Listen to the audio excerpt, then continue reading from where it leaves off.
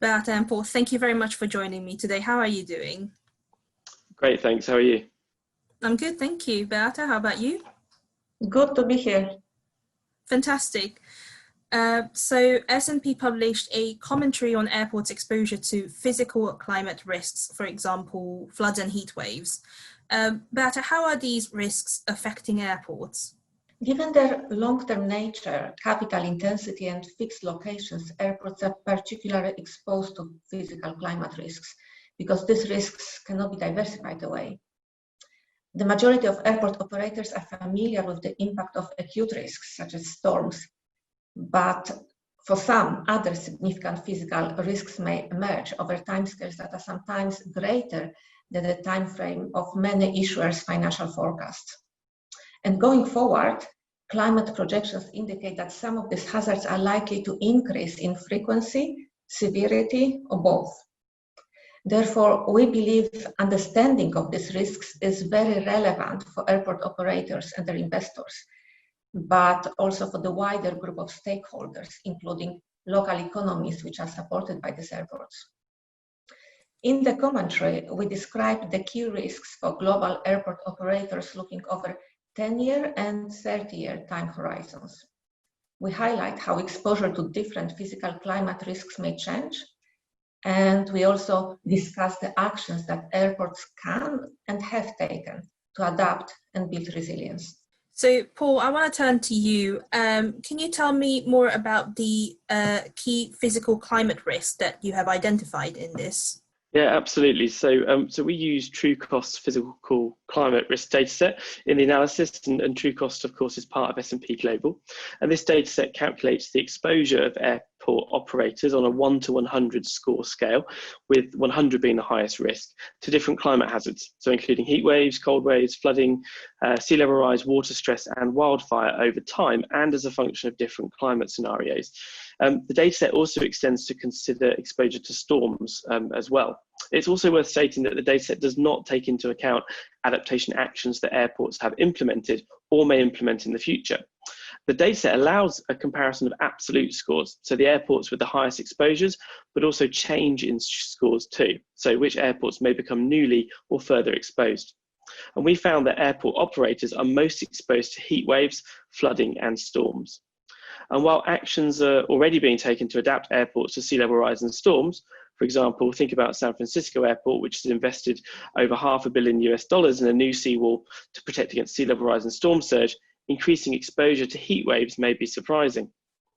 Increasing average and extreme temperatures can cause grounding of flights, as happened at Phoenix Sky Harbor International Airport in the US in 2017. And it may also lead to the enforcement of takeoff weight restrictions, as higher air temperature decreases the air's density, making it harder for planes to take off.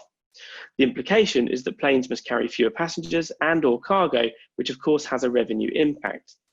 It's also worth stating that weight restrictions are particularly a challenge for airports with shorter runways and/or at higher elevations as well. Could airports' exposure to these hazards change? Yes, yeah, absolutely. So using TrueCost dataset, we've calculated the exposure of 367 of the world's major airports to different climate hazards under 3 scenarios. So a low stress climate scenario, which is aligned to the Paris Agreement target to limit the global average temperature increase to well below 2 degrees, a moderate scenario, and also a high stress scenario. And we use multiple scenarios to help gain a better understanding of the range of possible exposures that airport operators may face. Obviously, we have already spoken a little bit about the risks here, but which ones are airports most likely to be exposed to? Any additional examples that you can think of? Yeah, absolutely. So in our analysis, Asia Pacific airports, particularly those in Indonesia, Singapore and Sri Lanka, are the most exposed to heat waves under a high stress scenario, followed by Central American and Caribbean airports. And the number of heatwave days could increase by up to 3 months per year for the most exposed airports, which may of course have significant impacts on airports' operations. Under a low climate stress scenario, exposure is about half that of the high stress scenario. The analysis also reaffirms the near-term challenge that storms pose for airports in North and Central America, as well as in Asia Pacific. Indeed, in the United States, adverse weather conditions caused about 6% of domestic flights in 2017 to be delayed. And we also found that exposure to flooding and sea level rise is likely to be the most chronic or long-term risk, notably beyond 2050. And indeed, US airports also ranked among the most exposed to these hazards to mid-century. Obviously, this is a very serious issue with many implications for airports today and tomorrow. But could climate change have a positive impact on airports? Yeah, certainly there may be some benefits as well. So as we see temperatures warm, cold wave exposure, of course, may reduce, which may lower airports' operational costs and reduce disruption related to snow, ice and severe frost events. And on the other hand, increasing temperatures may lead to growth and change in passenger demand for new holiday destinations. So we may well have more sun-seeking tourists flying to UK airports and also parts of Northern Europe. Time will tell. Beata, I want to turn to you. How is the changing exposure affect airports' creditworthiness and S&P ratings? Given the uncertainties Paul has mentioned, we do not consider these scenarios as part of our base case for rated airports. However, if crystallized, they could have high impact on credit ratings. To give you an example, following the impact of Hurricane Katrina in August 2005, we lowered ratings on New Orleans Aviation Board by 6 notches, from A to BB. Physical damage was limited. The rating action reflected, however, concerns related to the pace of recovery of the regional economy, employment and tourism, and their impact on travel demand. How do these high impact but low likelihood events reflect in ratings? While some risks may not be credit factors currently, the likelihood of their potential unmitigated consequences could increase, leading to increased uncertainty of revenues, higher operating costs, and volatility of earnings. And that is very relevant given airports' largely fixed cost structures and limited flexibility in adjusting rates.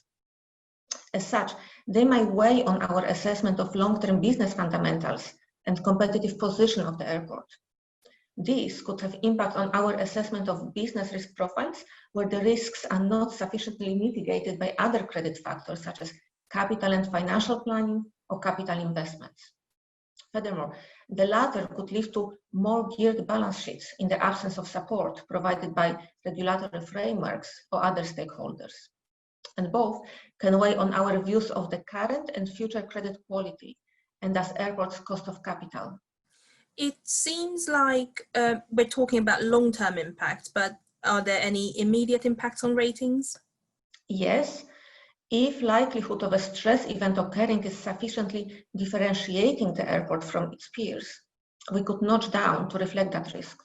Moreover, if we think about airports operating under long-term concessions, 50 years or more, or airports which are funded based on highly leveraged long-term project financings, these structures do not provide flexibility to respond to unpredictable risks or to perform investments to adapt.